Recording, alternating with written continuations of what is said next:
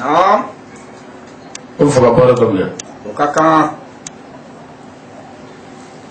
أعوذ بالله من الشيطان الرجيم آمين بسم الله الرحمن الرحيم آمين الحمد لله رب العالمين آمين الرحمن الرحيم آمين مالك يوم الدين آمين إياك نعبد وإياك نستعين آمين اهدنا الصراط المستقيم آمين صراط الذين أنعمت عليهم آمين غير المغضوب عليهم ولا الضالين آمين يا ربي اللهم صل على سيدنا محمد آمين الفاتح لما أغلق آمين والخاتم لما سبق آمين ناصر الحق بالحق آمين والهادي إلى صراطك المستقيم آمين وعلى آله حق قدره ومقداره العظيم الحمد آمين. لله يا رب العالمين سمارة تمناي ولا ولا نتا ولسا أسلموا نعم أمسك إلى خير الله على كمول خير الله آمين أمي فهم مني على خير الله على كوكاني آمين أفرنا لبا على كانياملو آمين أنا جمعنا على كابسكي آمين أنا جمعنا على كاكيشي آمين سلامة تشيمي على كامبلا سراكا آمين نامبلا لك على كامبلاكا آمين على كامفاتواكا آمين ni sayyidina ali rabbu yana barkai آمين sallallahu ala mustafa karim والسلام سمارة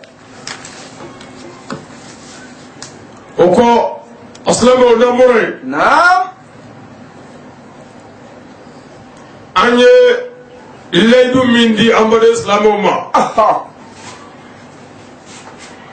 no ye gazwatu karangai نعم imam aliyu نعم no ye sayyidina ali بلبلي aga karanga wolo vla kele نعم anye laydu di aw ma wona ala sona أها ngamna bara dabne تيه وكاكا oni yanga sigi ko folo folo ye تيه gazwatu karanga ka نعم shen folo la anya dabne أها abara gelara mulo doni تيه otuma ya nyini ngambi sagaka نعم kakaranga borobo تيه وكاكا بلبلي sen ali ka karanga wolo vla نعم fejmen ngara kono أها sababu jmen ya to usira nyoma نعم kon mu ngara chukot mena أها kon mu labana munga نعم ni ala sona amino wala wala awi سمارة وكاكا وبيبي niye atako foloy أها no ya volume 1 تشيندو la première épisode نعم de l'histoire أها de l'imam Aliou نعم au 7 bloc تشيه appelé karanga أها sen ali ka karanga نعم karanga wolo vla kasheti أها ni ala sona ni ya tako foloy تشيه أولو karanga wolo vla نعم atako folo أها ni ala sona ni yowe تشيه ni fɛn minnu bɔr'o la نعم a bɛn'o lamɛn سمارة وكاكا ni waati y'an sɔrɔ yɔrɔ min أها a b'an kɔri نعم an b'a bila o yɔrɔ la أيوة ni ala ye waati wɛrɛ nɔgɔya ma نعم an y'a bila yɔrɔ min na أها an b'a ta o yɔrɔ la ni ka tɛmɛ ni gazoti karanga ye سمارة وكاكا وبيبي arajoso caman ka demani an sɔrɔ yan Naam. k'a fɔ n'an ye karanga kasɛti min labɛn Naam.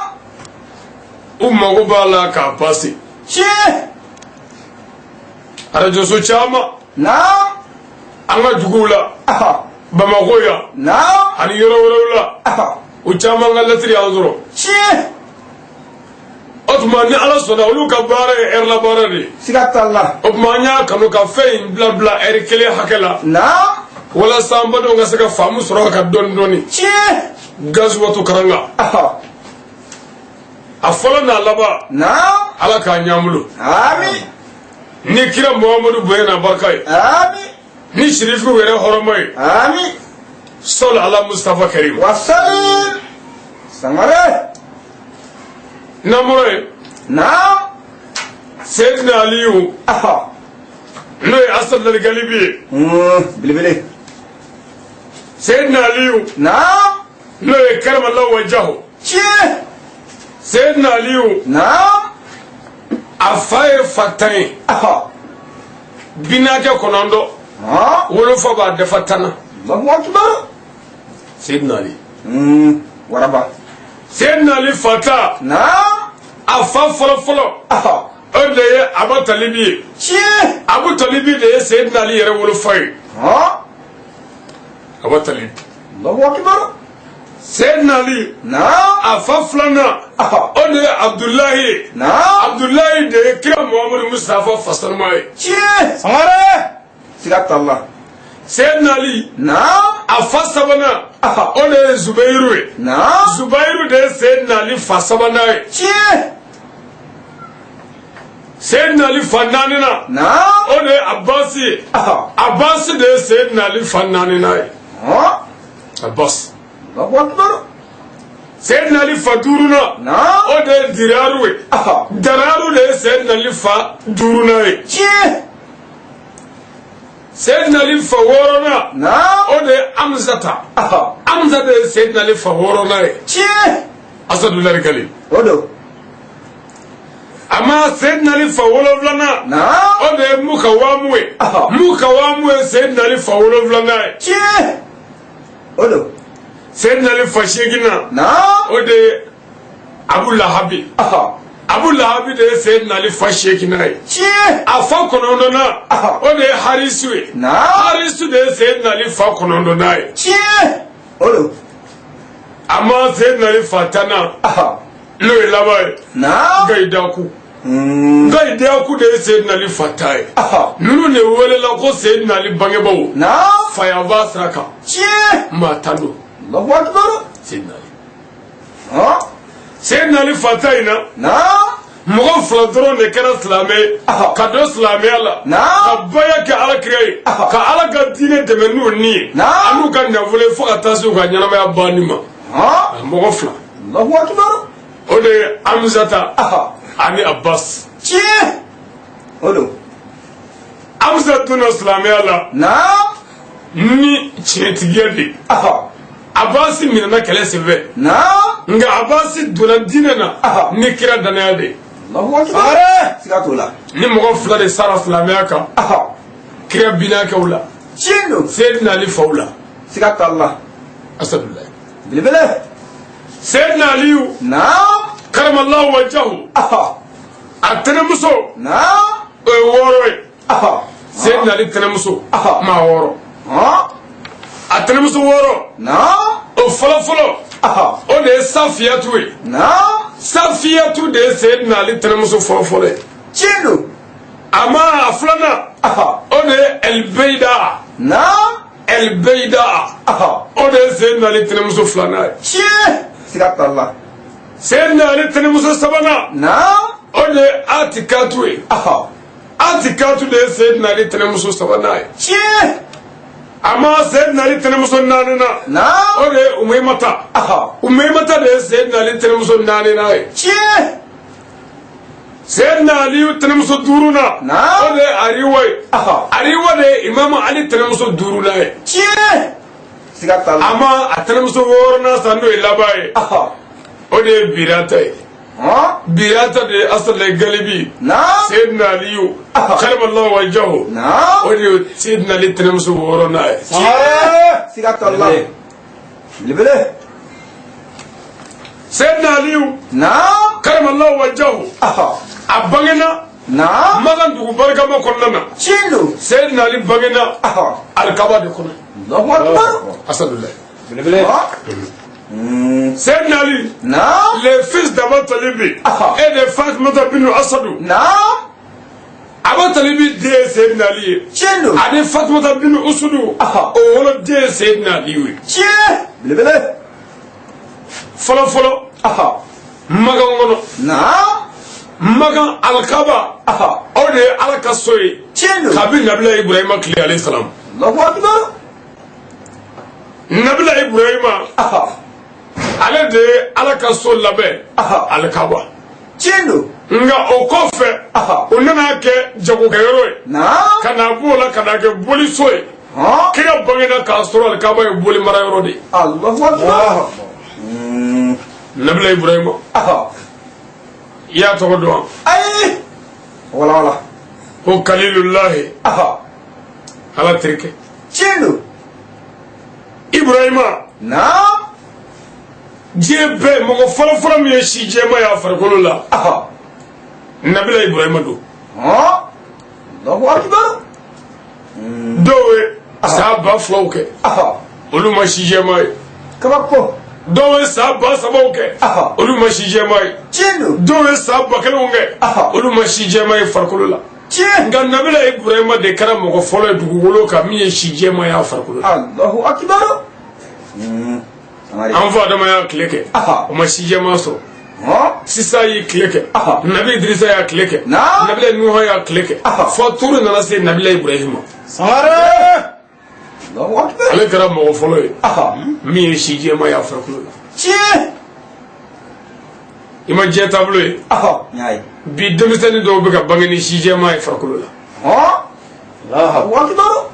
kul man aleha fani fɛn o fɛn dalen don ala bolo o bɛ ban siga t'o la ko tɔ bɛ laban ala de tɛgɛ kɔnɔ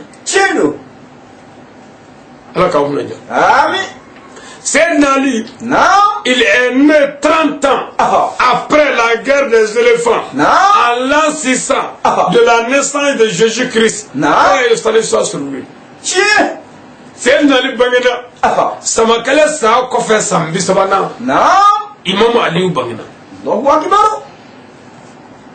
samakɛlɛ kɔfɛ san 30 Sayyidina Ali bangena ka bɛn Nabila Isa bangeli san 600 ma san 600 mais kira bangena samakɛlɛ sa o kɔrɔ ye san 30 bɛ kira ni Sayyidina Aliyu cɛ kira bangena samakɛlɛ sa Arabil awal tile 12 domakalo la o san 30 Sayyidina Aliyu de bangena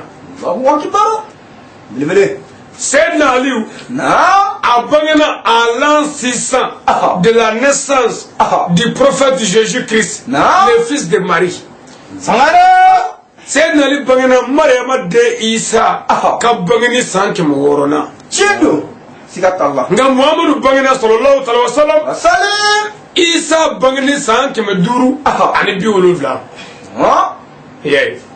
donc o tuma 70 bisaba Sayyidina Ali bangena san 30 kɛra bangeli kɔfɛ ni ye 30 fara 70 nga o kɛra 100 ni y'o fara 500 kan 600 dafara siga t'Allah sangara wala en l'an 600 de la naissance de Jésus-Christ Sayyidina Ali Muhammadu balimakɛ de don Sayyidina Aliyu Muhammadu dɔgɔnin don Sayyidina Aliyu Muhammadu burankɛ don Sayyidina Aliyu Muhammadu jigi don Sayyidina Aliyu Muhammadu ɲɛjɔyɔrɔ don siga t'Allah Asadulahi Al-Ghalib waraba Sayyidina Ali mujiza b'a la kabako b'a la il y a beaucoup de miracles siga t'Allah kabako baw bɛ Sayyidina Ali la wallahi mais a ka kabako dɔ ye jumɛn ye Sayyidina Ali bɛ alabato la kaba ma bange Allahu akbar n'u y'i ɲininka bi kɔfɛ ko mɔgɔ jumɛn ye alabato k'a sɔrɔ a ma wolo a fɔ Sayyidina Ali kelen bɛ diɲɛ bɛɛ sangara wala dɔnniba dalilu ye jumɛn ye a ɲɛfɔ a ye tariku lajɛ dɛ a ay kitabu fulade naam maka ni muso ko lasir la maka naam muso gasagatigi ni muso ko kono ta maka naam ibina alkaba kono boli sokon kani shuli boli ki kimere turu dugula boli ki sara boli la boli inyebe nyera la ngono bodo nasile do foi tisa ka njigi ni ete njigi dami ke kande me kan njigi herela magam be arabi saudi tiabe ni muso ku ingar sagara ibina isra boli Allahu akbar la kabo Sayyidina Ali Basanuma ndo Fatma bintu Asadu ala garsagale Sayyidina Ali ula angana ala kaba kono kabi ni shuri boli akwa bibri amasega bri akwa bi sigi amasega sigi akwa bi da amasega da akwa bi ikan shuri gi kumolo shuri amasega nyi aywa abora kaba kono kana kenema ayi bri ayi kimatu ayi da ayi kolongolo awullaku ako moko mume anana bori yorla na ko bi bri atisi mare wa akbar jaka be asal la galibi mabange abika na ala bato ga maflafara la Allahu akbar ama flafara ala ka bada kaba mabange sikato la abobi ka minga dugula da do wa kirate kira mingo haramu do sabo ya soro muhammadu machi folo kage kire ni ya soro kire shibe sambi sabala kire dun kire kage kire ashi sambi nani Allahu akbar otuma ni ya soro kirate mago filledo me mago nu ka filibe fatma bin asad masaka shuli boli abada ni sayyidina ali karsa stan mo Allahu akbar fasablay bilbile Sayyidina Ali igado abangina minge o kuma ine foro ko ibba masaka shuli ni boli ko nge aywa aya do ala saka shuli boli yo Sayyidina Ali dole salamela shi sanda chindo kasoro jurumu tala masa jurumu sabere Allahu akbar kagere dikrama sallallahu alaihi wasallam islamiya chetiye nafiya ko tede jahiliya ko tede ko islamiya hakika chindo sigata Allah ala ka mun ja amin gazwatu karanga amode kono sigata Allah niya akashete numero 1 chindo mito ka faraso ka yoro do dima o kaka terima ba mun ne ni famu ala ka na dume amin ala ka garsago funi amin kira horma kama amin sallallahu alaihi wasallam wa sallim Sahara La première épisode de l'histoire de l'imam Ali au 7 blocs. Agon ni Sayyidina Ali ka karanga wolofla kasheti folo nge aywa Sayyidina Ali ka karanga wolofla kasheti numéro 1 ko ni yowe chindo na Nous nous mettons sur la protection du Dieu Tout-Puissant. anyani rabbil Allah ta'ala ka taga kono sebbe bi sagi ala mima ni chendra sigata Allah abi je fawo fenge ay ala taga deli wa ala de bi sega mu'mini taga chindo wani ala taga ma wara fote mu'mini na fo Allah subhanahu wa ta'ala Allahu akbar na Contre les mauvais rois. ala gangi shi masake jugu toromo amin masake jugu Sayyidina Ali bin Dakaranga wolodula las ina masake jugu yi nyana ina masake jugu la halame ina masake kafiru la halame chindo ina masake langulo la halame ninka sheti ngono ni ala sona sangare ala ka dual uche amin nam Contre les mauvais féticheurs. ala gangi shi kabo domo toromo amin domo jugu tu ya fanyugo ya fanyuma ay mako tu galo ala de che wallahi ala de ya damne o de ba ba chindo les gens qui ont débuté et terminé les choses ala mi yako be damne ko be ba sigato la nam Et contre tous tous les les mots de la création wala kan gi ala ka dave betoro amin famo feme ni ala yoda anya ni setigi ala fe ala kan gi toro amin shetane ba no fe de ba no fe chindo muminu aya janna yere la ka salama mine cheka aywa ala man leeru tamma shi qur'anana ni muminite chindo bon nama barake ka muminu ni muminu mo barake ka sirala ni ka bara nyuma ke ko kodo ka boy jiya wa hola anga muminu atige muminu nyuma de sigato la ala ko cogo di kuranɛ na a ɲɛfɔ mumini hakikaw la e t'o fɔ ne t'o fɔ kuranɛ ye min fɔ o la an bɛ jɛ k'o lamɛn ayiwa ala ko a ɲɛfɔ Dieu dit dans les saints Coran ala ko kuranɛ na les vrais croyants sont seulement ceux qui croient en Allah et son messager qui par la suite ne doutent point et qui luttent avec leurs biens et leurs personnes dans les chantiers d'Allah ou dans le chemin d'Allah. C'est là les vrais véridiques. Alors que tu vois, les vrais croyants, agado mumini hakikaw, sont seulement au tim ceux qui croient en Allah, mogaminu da Allah, et son messager anika da Allah ka kirala, Muhammad sallallahu alayhi wa sallam, qui par la suite ne doute point. O masiga foi la ala ka kumana, walma ala ka kumana. Otuma et qui lutte, o bitla ka obliga joke tuguni, o bi jihad ke avec leur bien, o kan volo, et leur personne anu yere kun. Dans les chemins d'Allah. Ala ka siraka. Wallahi. Ceux-là sont les véridiques. Kolo de mo chentu au chala. Kolo de mumini hakika we. Kolo de mumini ladri we. Kolo de mumini vrai we au ni yonje. Sigat Allah. Ya Rabbi ala ka ngai. Amin. Ala ka ngai. Amin. Imam Aliyu. Ala de mumini ndew kundigi. Allahu akbar. Ala tanya ba ben yamadu. Bilbele. Sidna Ali. Sigat Allah. Mumini nyamadu. Sidna Ali. Chendo. Oye baya ke ala kire ki yere fere alama ki yere fere ala kirema na kan na vole ana ninguwe Sayyidina Ali akebe Arabie Saoudite be anyogo fandangunde Allahu akbar waraba aslamu ay dugo kany aywa wallahi nani shizra o nya Qur'an islama nya foy chendo Sayyidina Ali asal le galibi jembe aka klela anyogo fandangi bor mado kitabu shikono Allahu akbar abani mbela duro be kundabulu kaba foy kundabulu kaba ko Sayyidina Ali waraba Allah kira ko laara do qoli mo mi ngonga fande de ato masaka ke islamai ko ala bi Sayyidina Ali wole kana ki joko do abi jimo ke ayo Allahu akbar samu foy kundabulu chendo ngoma bali chafari Allah sigato la asadle bilbele foy kundabulu o ma bali dulla islamai ala cheka sigato la mais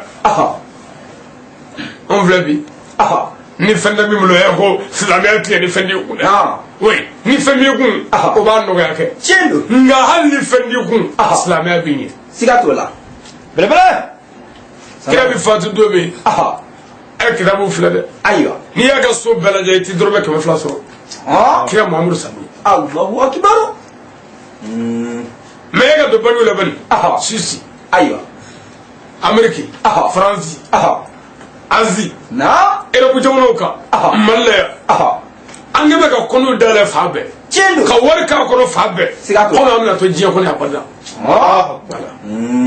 aywa falsu fame fanula tumadola ni kire kenema kire muso tse ka bo kenema kaba ko beje ta fe kenema Allahu akbar mais on ga falsu fale do bala mo mo na ulo sigato la ala ka una ja amin sir.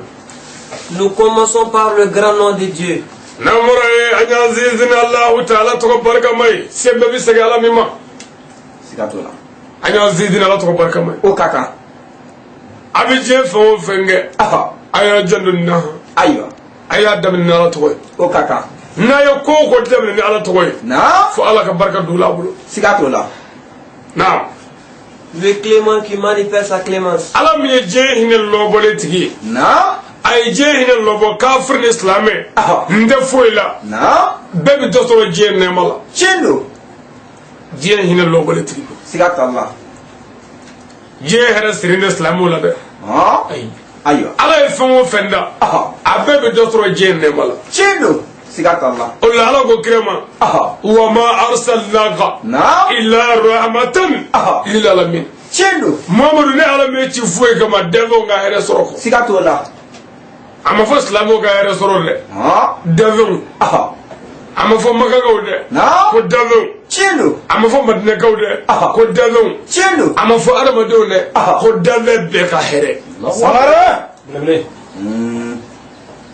o tuma kira nana ni mun ye de silamɛya o tuma silamɛya yɛrɛ ye mun ye de ala daniya kɔfɛ k'i tilen k'i jogo ɲa a bɛ fɔ o de ma ko silamɛya pour que ka ala daniya in k'o de ɲɛfɔ mɔgɔw ye o de bɛ na ni wajibi ye an fɛ don o don n'o tɛ ala daniya o ye silamɛya bannen ye k'i tilen sabu n'i dara ala la ala ko min i b'o kɛ n'i dara ala la ala ko min to i b'o to n'i dara ala la ni ala ko janɛmɛ bi i bɛ da la k'a bɛ yen mais ala daniya de taana o de y'an sigila ye ɲɔgɔn namara de ɲɔgɔn ta cɛ la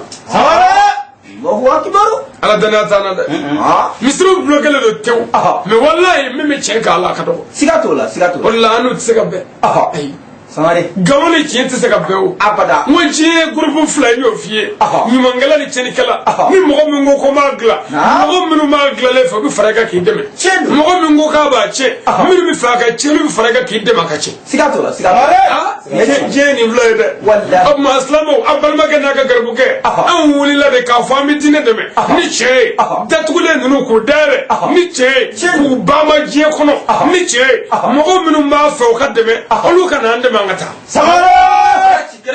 o bɛ ɲɛ ni minnu t'a fɛ yɛrɛ olu k'an kɛlɛ o bɛɛ bɛ yaala an kɛ ko nɛ tɛ se ka gabakuru fɛgɛya fiyewu gabakuru min ka girin n'i y'a fɛgɛya ni nɛ ye n'i b'a ta n'i ye fɛn ye fili a da la i b'a dɔn ko fɛn giriman kun don o wulibali ye dɛ o tiɲɛ ala k'an kunna ja a ye sabali diɲɛ mumuni ka kaso de walahi ala ye diɲɛ hinɛ lɔbɔ an bɛɛ bɛ dɔ sɔrɔ a la nka diɲɛ mumuni ka degun so ye lafiya tɛ n'an ka fiye nka an k'a ku ko dɔ b'o kɔfɛ fɛn jumɛn b'o kɔfɛ naam Le miséricordieux. lahara nɛɛma kɛrɛnkɛrɛnlen fɛn min b'a kɔfɛ ala ko lahara nɛɛma n y'a da ka bila ka mɔgɔw kɔnɔ minnu sɔnna ala la ka da kira la ala ni kira ye min fɔ u y'a kɛ u seko la n'u sara o ka ko ɲuman ni y'u fa m'u don alijɛnɛ na mais anw fɛ yan bi selilawanew de kɛra alijɛnɛ kɔnɔden jagabɔlaw de kɛra alijɛnɛ kɔnɔden hijikɛlaw kɛra alijɛnɛdenw ye forogatigiw kɛra alijɛnɛdenw ye jalamugutigiw kɛra alijɛnɛdenw ye o tuma ka mɔgɔ tɔ bɛɛ kɛ jahanɛmɛden ye anw fɛ yan kɔni ala mago tɛ forokiya la forokiya tigi ko don ala mago tɛ kɔlɔnsi la kɔlɔnsi tigi ko don ala mago t'i ka seli la fo e yɛrɛ ye jɔnni ye ala mago de b'i ŋaniya na ani baara mais ni seli banna i bɛ mun kɛ ala b'o lajɛ yanni seli ka tɛmɛ i ye mun kɛ ala b'o lajɛ ala b'i dɔn a b'i dɔn a bɛ ɲɔgɔn nɛgɛ nka ala b'an bɛɛ dɔn dɛ walahi siga t'o la o tuma ala ye mun fɔ kira ye ala ko kira ma muhammed n y'i ci ni silamɛya min ye taa di ala ka jɔnw ma taa di muminw ma taa di n'u y'a kɛ u bɛ lafiya diɲɛ na wal akirata ni lahara tiɲɛ don siga t'a la mais kira nana ni minnu ye jogo minnu ye dɛsɛ kɛra k'o kɛ i bɛ karamɔgɔw ye bi hali bi wajuli la misiri kɔnɔ karamɔgɔw alimamiw wajulikɛlaw arajow la bɛɛ bɛ wajuli kɛ k'a ban si da tɛ gosi jogo ko kuma la kabako olu sinsin silamɛya karamɔgɔw de kan silamɛya maɲɔgɔnlanw de ala ye fɛn dɔ don silamɛya kɔnɔ n'a y'a kɛ a b'a dɛmɛ silamɛya la n'a ma kɛ a kafiriyara mais silamɛya yɛrɛ bɛ yen o ni ala ka karamɔgɔ tɛ kelen ye e ye karamɔgɔ in dɔn wa ala ye seli kɛ silamɛya maɲɔgɔnla dɔ ye mɔgɔ o mɔgɔ tɛ seli kafiri jahanɛmɛden don nka n'i selila o tɛ silamɛya bannen ye sabu silamɛw de kan ka seli muminw de kan ka seli siga t'o la siga t'o la wala mumune ye mun ye a ɲɛfɔ mɔgɔ min dara ala la ka jɛ a nɛgɛ kɔ ka da kira la ka jɛ a nɛgɛ kɔ ka jɛnɛya dabila ka suyani dabila ka mɔgɔ faga dabila ka fara hasidiya la k'i tile a bɛ fɔ o de ma muminu na tiɲɛ don siga t'a la mais jɛnɛya min k'an da cɛ misiriw kɔnɔ suani bi ga mo faga misri kono famo kala dazagolay misri kono moru kala mo fagalay misri kono demiso ngara dana denye misri kono torbo kala soy chini kala ari duchila nafiki du kono mbero bela ko be misri kono mo misri ko munya foy mais misri bi saka fanye to le jola ala ko sele to juga fure ama fuy bo e ka banana bi saka kishia abada tikishi ay kuma famu ali je be na aka ko sele islamere on nanga karamo bi to anda mafanga salama chendo sigata Allah on ma do hali folo kafiru olu kuma jogo ko kalama folo kafiru olu kuma gashido folo kafiru kuma damedo kadine do ke ko chendine ko islamere dine ko lasele sele me ko jeniyat bashi shoni te bashi magafat bashi namara te bashi galo dine do kalodu de sigatola galo fimba wallahi anga Quran dale de ala ko tugoni anyefo ala ko Quran na ho prophète quand les croyants viennent te prêter serment d'allégeance chino ya ala ka kira Muhammadu ni ala dene ba usari ma no ala dene ba musunnu zari fa bayad man lady woro suratu mumtahina ayatan fla bayad lady woro da me nyongai chino sigata Allah o kala ko abada modo de o labe ku bina kira yoro la kado islamiyala ku to sirala ala de kira Muhammadu avisaye ka averti ka la somi oh prophète yanga kira quand les croyants ni ala dene ba musulmanu viennent nous nana prêter serment d'allégeance chino leydu duma woro ka dañonga sigata Allah mais o ala dane ba muso de wulle kana ko bina do islamiyya la kirabul otuma ala yu wele ko ala dane ba sabu yenge ne siri mbita do islamiyya la ko kabo woro la ibi wele ko ala dane ba yani kadu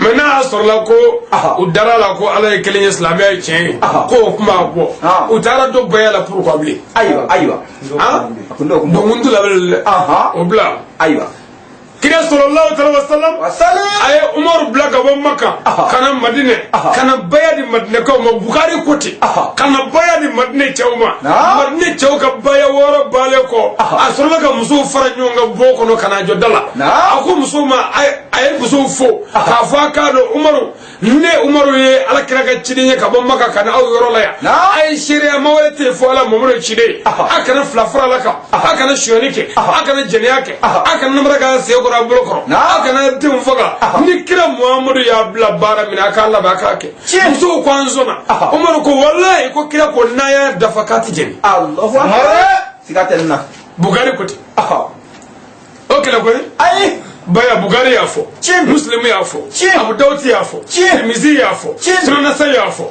Ahmad yafo Kutubi yafo Bugari ko kira ga sabo ko wala zalika baya nahu nini manga woro ye ombe anyere feri kira islamiyya to wala bela wala me karamo masaka woro fanye utaka fo ay utaka wa nuya ukademe ataka nuya fama fu yo mataka chino bela timengero uka kasoro ga toke moran docteur ya keri morane Pakistan morane Qatari morane Makka morane Madina ngala na me kala na telephone tini jogo nane on veya inna yaga nani magangala ni mali kala defrance me foi fana kala rabu kamenge on di bolo rabu kanamenge ati foi nyawni sigatola ay sawali kala tala aywa qur'ana de yafo mogodo na ke ya rasul sallallahu alaihi wasallam ko ya rasulullah ni mogo min de jene ga ti joneke ati namarake baye le du jogo be da fale do ala est-ce que ko jago ye baya kele mogo bulo aywa wala oyoyim kila ye mi fon do fiire ala yere mi fo qur'ana na ikludal aywa suratul fath victoire verset 10 ayata alors ceux qui te prêtent serment d'allégeance ne font que prêter serment à Allah. La main d'Allah est au-dessus de leur main. Quiconque viole le serment ne font que viole qu'à son propre détriment. Et quiconque remplit l'engagement envers le tout miséricordieux Allah, Dieu lui apportera bientôt une énorme récompense. Donne-va, voilà. Brachi. Il ngoro do ay ceux qui te prêtent serment d'allégeance mɔgɔ minnu mina baya kɛ karamɔgɔ tɛgɛ kɔnɔ i bolo don karamɔgɔ tɛgɛ e bɛna baya kɛ ne fɔ que prêter serment à Allah u bɛ ka baya kɛ Allah de ye ne tɛ karamɔgɔ tɛ maa seere ye kuranɛ de ko tan karamɔgɔ y'i seere ye a kɛtɔ mais o ti wuli ka tugu i nɔfɛ i bɛ baara min kɛ su fɛ i bɛ min kɛ tile fɛ o mago t'a la o ta ye dɔrɔn o seereya kɛnɛjala k'a banna mais i bɛ ka kɛ Allah de ye dɛ la main d'Allah est au-dessus de leur main tuma min na ni bolo bɛ cɛ bolo e ye cɛ ye karamɔgɔkɛ ye cɛ ye a bɛ ka baya d'i ma a bolo donnen ɲɔgɔn bolo ko Allah ka dɛmɛ bolo yanga ma bolo kunna e ye muso ye karamɔgɔkɛ ye cɛ ye i b'i tɛgɛ wuli a b'a fɔ a tɛgɛ kɔrɔtalen ko Allah ka dɛmɛ bolo bɛ yanga bolo sanfɛ Allah b'a dɛmɛ baya la n'a ko a ti jɛnɛya kɛ Allah b'a dɛmɛ a kana kɛ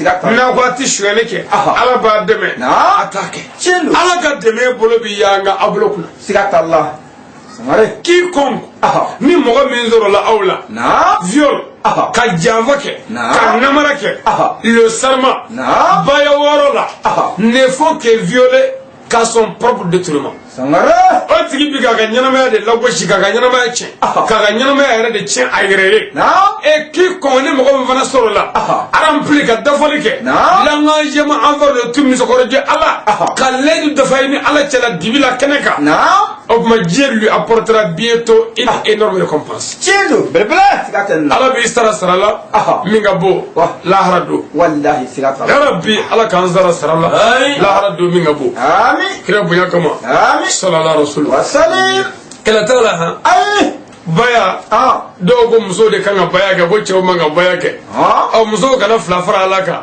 nka cɛw k'a fara a kan yɛlɛ ko da ye dɛ musow kana jɛnɛya kɛ nka cɛw ka jɛnɛya kɛ e hakili kɔrɔtɛ ɲɛ sa dɛ fede jiniya Allah k'an kunna diya ni yɛlɛ dɔw ko yɛrɛ a ko kalimatu shahada o de ye silamɛya donkan ye mɔgɔ si m'u sɔsɔ o la n'u y'o ɲɛfɔ kalimatu shahada ashhadu an la ilaha illallah wa ashhadu anna muhammadur rasulullah ne bi sariya ma wɛrɛ tɛ fɔ Allah Muhammadu ye ciden mɔgɔ min sariyara ko Allah de ye kelen ye i ni Allah cɛla o Allah bɛ se k'a fɔ to de ko ka jɛnɛya dabila k'e t'o dabila o se ka kɛ n'o kɛra o kɔrɔ k'i ka sariya ma foyi ye siga t'o la mais olu ko k'u da bɛ Allah la mais Allah ko ni mɔgɔ min ye kuranɛ haya dɔ mɛn ka ban a la k'o tigi ye kafiri baya ye kuranɛ haya dɔ ye a y'a mɛn wa a banna o mɔgɔ ye mun ye bilen kafiri sa kɛ o kɔni y'o yɛrɛ ban dɛ mɔgɔ minnu fatura n'u ma baya ko kuma dɔn Allah ti kuma o kan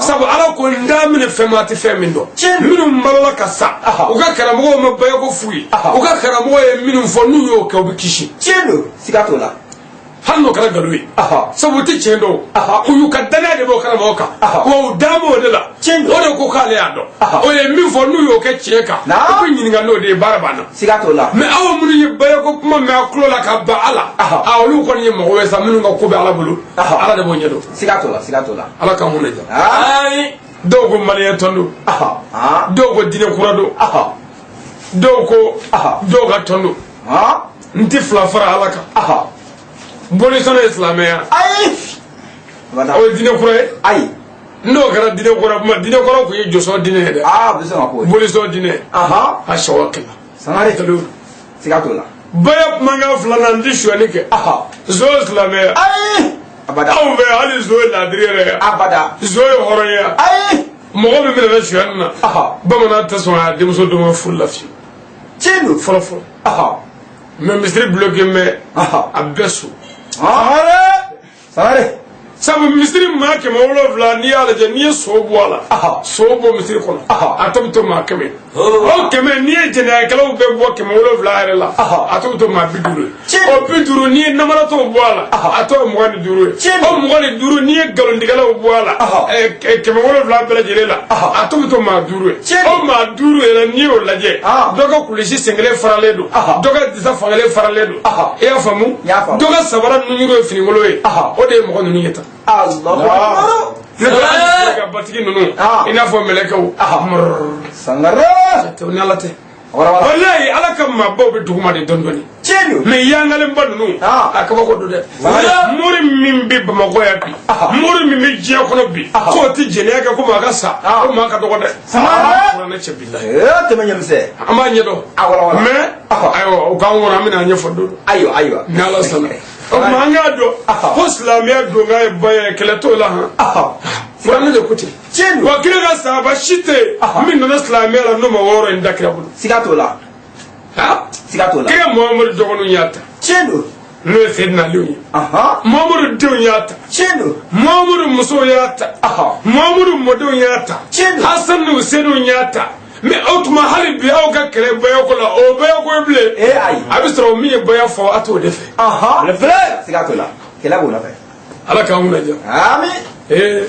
ok now Le Dieu Tout-Puissant et le Sage. anya zizina ala to barka ma se be bi saga ala mi ma fo be bi saga allah ta'ala mi ma Au caca. now Que la paix et le salut soient sur notre sauveur prophète Mohammed. na mura ya mi solli kre ble ble bakano muhammadu Wassalim. sallallahu ta'ala wa sallam Wassalim. ami solli muhammadu ka Wassalim. qatimu rusulu Wassalim. ami solaka Wassalim. kira folo ni kira laba ami solaka Wassalim. imam ali burange ami solaka Wassalim. ami solli muhammadu ka Wassalim. kira min go gade ala idave be Tienu. akamu be Wallahi. akafsa be Tienu. a cɛgɛ in bɛɛ a jogo ka ɲi bɛɛ Tiens. muhammad Sigato la o. na Et sa famille. a n'a ka denbaya sanu ma an bɛ sɔla a zuriyaw kan Wassalim. na Et ses compagnons qui étaient sur le droit chemin. an bɛ sɔli a ka sahaba ɲumanw kan minnu bɛ tiɲɛ sira kan ani laadiriya sira kan Wassalim. n'a fɔra kira ka sahabaw dɔrɔn a bɛ k'e kɔnɔ sa ko a bɛɛ bɛ alijinɛ na ee kira ka sahaba dɔw bɛ fɔ habu kɔlɔn kɔnɔ Sare. Wala. kira ka sahaba janɛmɛdenw bɛ yen hali foro ni koka di ala ye n'a dɔw ye Subhanallah. sabu forona y'a yira a plus b mais nabila musa an ti fɛ an ti ala fɛ an ti kira fɛ u y'a yira mais kira ka sahaba nafigiw bɛ yen jijikɔrɔsaw bɛ yen min m'u kɔnɔ ka ɲɛsin kira ma ɲuman tɛ nka ni kira kulola yɔrɔ bɛ kulo bɔ o ye komi ka sa Kabafo. sahabaw kira tɔɔrɔ dɛ sahabaw bɛ yen minnu ye kira tɔnɔ bilahi Alhamdulillah. ka da sago a ka cogo bɛɛ la ka kira ɲini k'a ɲini ka kira malo k'a ɲini ka kira lebu k'a ɲini ka kira labila k'a ɲini ka kira ko tɔɔrɔ kira ɲɛna ni kira salen kɔ ka kira mɔdenw fa cogo bɛɛ la Allahu akbar. sirifu kɔni Allahu akbar. mɛ nin bɛɛ la sahaba laadiriw bɛ yan Tienu. sahabaw bɛ yen minnu bilayi ala ko kira ma muhamadu a f'u ye n'u sara yɔrɔ min u bɛ don alijinɛ yɔrɔ la Tienu. Sigamare. yarabi ala ka don alijinɛ la Amin. naam Que la paix et le salut soient sur notre imam. Bilibili. ala ka nɛmɛ kisi ji da an ka alimami belebeleba kan Amin. naam Du nom de Imam Aliou. min tɔgɔ ye seyidina aliyu o y'an ka alimami de ye Waraba. ala ka nɛmɛ kisi ji da alimami ali kan Amin. naam Que ses descendants. ani mɔgɔ minnu bɔra la a bɔra minnu na a bɔra minnu na ani minnu bɔra la Allahu an akbar. bɛ sɔli u kan Wassalim. an bɛ sɔli a bangebaa ɲumanw kan Wassalim. an bɛ sɔli fana a denw n'a mɔdenw kan Wassalim. minnu bɔra la Au caca. naam Tels que Imam Hassan et Hussein. i n'a fɔ imam hasan imam huseini Naam. an bɛ sɔli u kan Wassalim. naam Cheikh Abdul Qadir Jilani. i n'a fɔ alimami sheikh abdul kadir jilani Bilibili. bagidadi Tiens. an bɛ sɔli u kan Wassalim. seyidina ali zuriya don Sigatallah. hasidiya tɛ foyi ye Wallahi. naam Cheikh Ahmed Tidiane. an bɛ sɔli imam sheikh ahmad tijani kan ayina madi seyidina ali zuriya don Tienu. an bɛ sɔli a kan Wassalim. naam Cheikh Hamada Amaoula. imam sheikh ahmad mawla ɲɔrɔ seyidina ali zuriya don Tienu. n ko seyidina ali bangena belebelew de la Sigatola. a denw ye belebelew de ye Tiɲɛ don. a mɔdenw ye belebelew de ye Siga t'o la. o denw ye belebelew de ye Tiɲɛ don. n'u ka zuriya ye belebele zuriya ye Aha. u ka du ye belebele ka du ye kuranɛ jiginnen olu ka du de kɔnɔ Siga t'o la o. Ok là. naam Cheikh Mohamed Boué. imam Cheikh Mohamed Bouye haydara ñoro Haydara. a balole bambolo ni ndugu kolo yiga Tiendo. ami dugo kay shijani keneya Aha. labangu ñumani lafiya Naam. ala ko danama Amin. sayyidina ali zuriya do ay fara hasidi ala kanu fara fara Amen. naam Cheikh Ousmane Madane. imam sayyidi sharif usman madani haydara Haydara. a balole bambolo bamakoya Aha. tamaninga do Tiendo. be madani dedo Aha. sayyidina ali zuriya do Tiendo. sayyidina ali modedo Siga- sayyidina ali dedo Tiendo. ay fara hasidi ala kanu fara fara Amai. Farali mai. ala ka here kanayi Amin. shijani kene labangu ñumani lafiya Aha. ala ko danama Amin. naam Jusqu'au dernier né de la famille des Alulbaï. allahu akbar Ha? ini ngoro do Ayi. Abarachi. Samari. ko ami dugaw kɛ Aha. ami sɔli kɛ Aha. k'a ɲini ala fɛ Aha. n'o ye kisi ye Aha. k'a ɲini ala fɛ Aha. n'o ye tanga ye Aha. k'a ɲini ala fɛ Naam. n'o ye wasa ye Aha. ala k'o kɛ sɛ nali kan Naam. ani a denw n'a mɔdenw Aha. fo ka n'a bila sirifiw ka den laban min bangena sisan Naam. k'an don wajulikɛyɔrɔ la yan Aha. an ka yafa deli n'an ka bonyamasegin bɛ ɲɛsin o bɛɛ ma hali den laban min wolola sisan Samari. yɔrɔ o ma tɔgɔ sɔrɔ fɔlɔ dɛ Ayi. a jiginna sɔgɔmaden na Aha. i y'a ye Tiendo. an ka m'o d'e ma Aha. ko an ka foli n'an ka bonyamasegin n'an ka barikada b'o ye Aha. min bangena sirifiw ka du kɔnɔ Allahu Akbar. Belebele.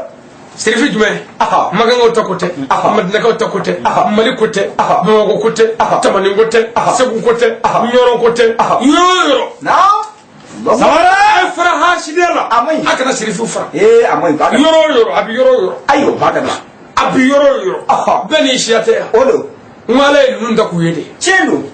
hasidi ni ala bi kɛlɛ la Wallahi. fo ka taa bila jahanama kɔnɔ Aha. lafiya tɛ yen Sigato la. naam D'après l'imam Ali, ils sont de même catégorie. o ye tiɲɛ Tiɲɛ. a ko seyidina ali y'a fɔ an ye Aha. ko a k'a dɔn ko sirifin min bɛna wolo sisan Naam. ala ka nin kumakan in yɔrɔ kɔfɛ Aha. ko k'a daminɛ o sirifin in na Naam. fo ka na bila ale seyidina ali la Aha. k'u bɛɛ ye bonya kelen ye ala bolo Aha. u bɛɛ ye bonya kelen ye u Naam. bɛɛ ye jolisira kelen ye Aha. u bɛɛ ye kabila kelen ye Naam. u bɛɛ ye du kelen ye Aha. k'u bɛɛ ye maa kelen ye farikolo kelen Sigato la. Samari. Ya tiɲɛ. n tɛ seyidina ali ka kuma yan Awɔ. seyidina ali salen ma nafigiw kɛlen ka sirifiw fara ka bɔ ɲɔgɔn na U y'a kɛ. u bɛ dɔw kɛ sirifi halala ye Aha. ka dɔw k'a ɲɛmɔgɔden ye Aha. subhanallah Subhanallah. o bɛ dɔw k'a ɲuman ye Aha. ka dɔw k'a pirate ye Ah. o bɛ ba dɔw la Aha. o bɛ sɔn dɔw la o bɛ tugu dɔw kan o bɛ dɔw nɛni Oh.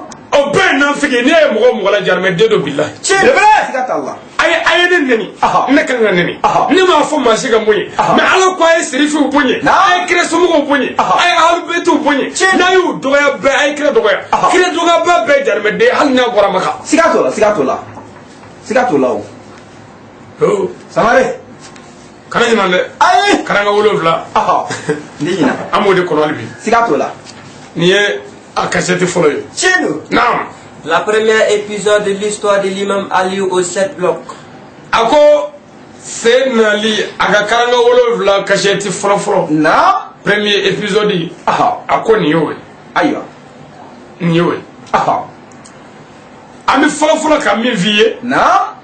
naam Où avez-vous tiré ce passage? an bɛ fɔlɔfɔlɔ ka min f'i ye an ye nin kumakan in sɔrɔ yɔrɔ jumɛn ni yɔrɔ jumɛn Ayiwa. yan'an ka fɔlɔ ko kira Aha. ka seyidina ali ka karanga kɛlɛ Naam. a ye karanga kɛlɛ min kɛ yan'an k'a fɔ karanga Aha. karanga ma kɛ ne ɲɛna Ayi. tubabukɛ tun tɛ yen Ayi. e yɛrɛ tun tɛ yen Abada. ninnu tun tɛ yen Ayi. o tuma anw bɛna fɔ n ko jɔnni ko tɛ sa Ayiwa. an y'a sɔrɔ minnu bolo Aha. an bɛna olu lakale i ye k'o dɔn Tiɲɛ don. an ka sɔrɔ k'an da don maana in na k'a baro b'i ye O ka kan, o ka kan. naam Nous avons tiré ce passage d'Abdul Hassan. a ko an ye nin mafilɛ ka bɔ abdul hasan na Aha. abdul hasan Aha. ko an ye nin kɔrɔ fɔ mafilɛ ka bɔ ale de bolo Tiɲɛ don.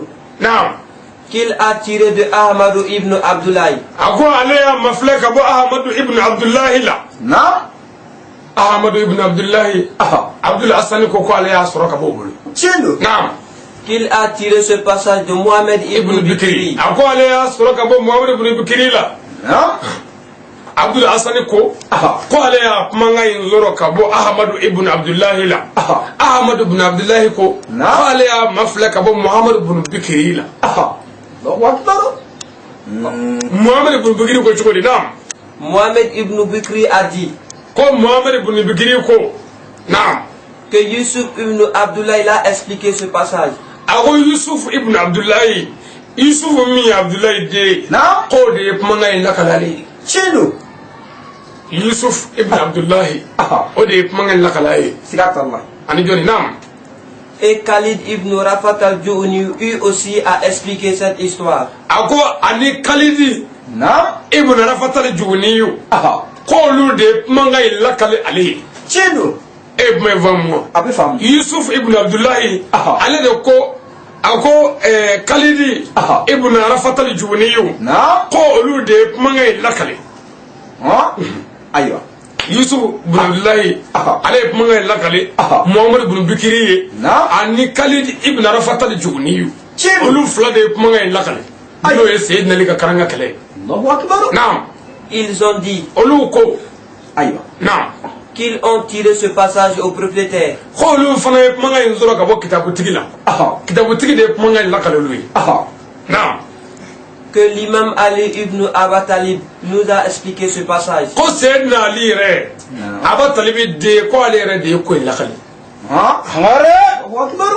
bamananw b'a fɔ cogo di ko mɛ da o ye mɛ tigila ye chino Sayyidina Ali min ye karanga 7 kɛlɛ kɛ aha o Sayyidina Ali yɛrɛ de ye karanga 7 ɲɛfɔ na kitabu la adawe a data Imam Ali ta ye aha Sayyidina Ali y'a fɔ sigat Allah o y'a da ye nka mɔgɔ min mago b'i bɛɛ la i fitinin di fɛn ye o ye ha mi ɲɛnama dɔw f'i ye afo sangare i ka faamu ne tɛ n y'o de f'i ye Alakira ko na o fɔ ka go dɛ ha aywa an bɛ ɲɔgɔn nɛgɛ aha ne tɛ kira ko aha e tɛ se k'o fɔ o ha sabu e ma kira ye ai imai kira ko aha ne tɛ se k'o fɔ ne ma kira ye chino mɛ k'a fɔ karisa ko kira ko o de ye fɔta ye n'an ye kuma nɔgɔya sigato la afam sabu o min y'a ye an y'o dɔn chino n'o n'a bɛnna n'o n'a ma bɛn an b'o dɔn sigato la ni mɔgɔ min ko Ali Sangare ko Alakira ko na o tuma ni maa min y'a nɔgɔya a banna nka n'i k'i b'a wuli nkalon don sigato la sabu ale ni kira ye ɲɔgɔn ye min ai amanyo ai sangare nka ni ko Sayyidina Ali ko kira ko kɛlɛ b'o la ai kɛlɛ t'o la Ala k'an sɔn o de la ne m'a fɔ n ko anw bɛna karanga ɲɛfɔ ten dɛ ne tɛ an y'a ɲɛdɔn sigata n'an y'a ɲɛfɔ ten u b'a fɔ nkalon don ko tiɲɛ tɛ mɔgɔ minnu fɔlen filɛ mɔgɔ dɔlen don chino kuma daminɛ ye Abdul Hasani kumakan ye ne sɔrɔla ale bolo chino mɛ ale ɲininkalen ko an ma ko ale fana ye kumakan in sɔrɔ sɛbɛnni na ka bɔ Ahmadu ibn Abdullahi la bon Ahmadu ibn Abdullahi ale fana ko ale ye kumakan in sɔrɔ ka bɔ Muhammad ibn Bikri la Muhammad ibn Bikri ale fana ko ale ye kumakan in sɔrɔ ka bɔ Yusuf ibn Abdullahi la chino o Yusuf ibn Abdullahi ko ale ye kumakan in fana lakale ani Khalid Arafat al-Juhni Allahu akbar Khalid min n bangebaa ye Arafat al-Juhni ye Arafat al-Juhni de Khalid ko y'a lakale olu de ye nin kumakan lakale k'olu ko kitabutigi de y'a f'u ye ko Sayyidina Ali yɛrɛ de ko mission min kɛra ko Ali y'a lakale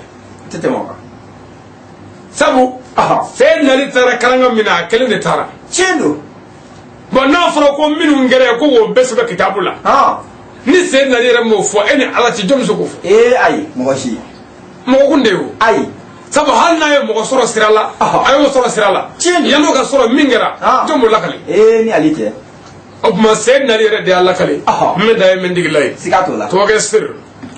Nous avons aussi tiré ce même passage dans les cassettes de Chérif Ousmane Madani Haïdara. A ko anw fana ye nin kumakan in sɔrɔ ka bɔ Seydi Sharif Ousmane Madani Haïdara ka kumakan tɛmɛlenw na. Haïdara n ye minnu f'i ye olu tɛ mɔgɔ balolenw ye minnu bɛ dɔn an fɛ n'i ma kalan i t'olu dɔn. tiɲɛ don nka n ye jɔ d'i ma sisan Seydi Sharif Ousmane Madani Haïdara ba Madani Haïdara den ba Sita Tarawele den belebele Hashim Lako ka fulankɛ Zamzamiyu Makiyu Madaniyu Zulfakari bɛ cɛ min bolo bi o don dɛ Sayyidina Ali tiɲɛtaba don walahi kulu kani wa kalikani tiɲɛ don Sayyidina Ali dedo Sayyidina Ali modedo kira modedo Hassan Hussein dedo Sayyidi Sharif Usman Madani Haidara o kashati koro fana na awnyini manga fana soro ka boy chelo sigata Allah ekela ko ya ay kela to Haidara bolole bambulo sigato lawo to nyininga aywa no mi jadun kashati nyinire karanga kashati be sigata Allah abi anya soro ka boy chelo ya ngori ko wati min nama ko banande okay ya ngora mena doni la koy nga ma fe ka ñorndi dafa ma dafa sa nga na fe nya fay to na bagli to la tarawi nga jakku sube sigata Allah meni ala e wati wara ira na nya bla yorom na choy amba to gorola o kaka ni ala sona famina se adala sigato la kashati ngon nga jawa tarawi nga jak sigato la aba no ga dondoni ni ala sona ma sa adala o kaka na ta kramo reta ay minga bara la don tede sigato la santan nani ayo de kaka Allahu akbar kadam ne 1996 la fo 2010 abaka Allahu akbar mais ala ku ngeme ka do de ta abi ko don chendo tenejula nga na anda ko ni nan la fera ko me am do sabaka wani ala sona nay dugo kanye amina kashati zadala sigato la mi dugo ni islamo fe mbake o kaka manyi nande ay ni ledu min dayi ambado ni wele ke kabo jamana chamana ako yanga kashati chamana me ko amiga tuga ni na faida kula ange kanga faida sabaka ngoti jago ya ni mo jogo chena mi na faida ko dre chendo jogo chene no magla folo faida ko be ya ay abada ay ka fotani wurde ke joni glomina wa jene agala wa so ma fala wa joni nga wurde ke idale ko ala la ke amiga ala ira mo wala folo donesa ana faida sabaka o kaka mina faida min dima ijando ala aywa garsage ka siri buila pew ka garsage fuli halli dabal ledo muru ka fo mo yi nyini u ka fo dabal la sugu tiga ja marché tiga soro e be bare kaltela ni sugu mani fiu muru toy domo toy kana shetraka aywa ma fo bashi bola de ngamina min fi ni asabaka billahi na rajura sangara tamanyamse ibi munge anyafo ibi serji taga yoro manga nyini aywa mangandi tororo mi masaba ka jona wati banedo aywa ni yo soro o may bi astaghfirullah ka chengeme kore ala ka yafamu o dugo jabi kledo chendo o ko fedun ibi soli ka kira ka chengeme salatu fongo fengadiye alna ka dia fa allahumma salli ala sayyidina muhammadin wa ala ali muhammad wa sallim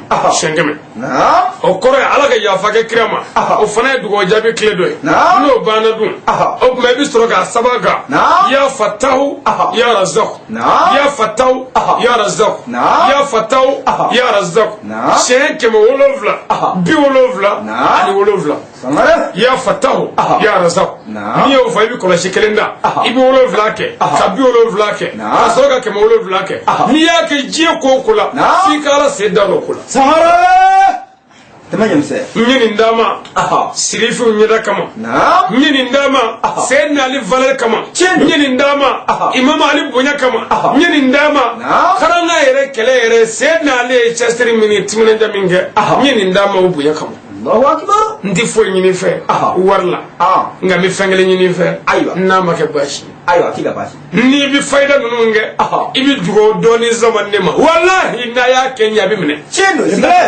sigatola kanu nyo flaga dugo tibi kanu nyo ka dugo tibi kanu nyo ka chendo amu men sigi me sheji menga ni dugo te billahi mo ko sigia sigatola amogo be dugo la wallahi wa ki ba ma ya dugo de ba ke ka bo ya dugo de ba ke amogo ba ka dugo la akana joye la ay dugo kenye mo ko bala wallahi na ya ke nyini ve mi o bisoro chendo ala ga nyini ve no wa ala ga gatsako foni amin ya rabbi ala ga shiso bati jamana ala ka basgi ala ka kishi ala ka ala kana kira bunya kama sallallahu rasul wa sallim allahumma rabbana atina fid dunya hasana wa fil akhirati hasana wa qina azaban nar rabbana la tuzigh qulubana ba'da idh hadaytana wa hab lana minna دنيا رحمتنا كان الحب سبحان ربك رب العزة عما يصفون والصلاة والسلام على المرسلين والحمد لله رب العالمين السلام عليكم ورحمة الله تعالى وبركاته وعليكم السلام ورحمة الله تعالى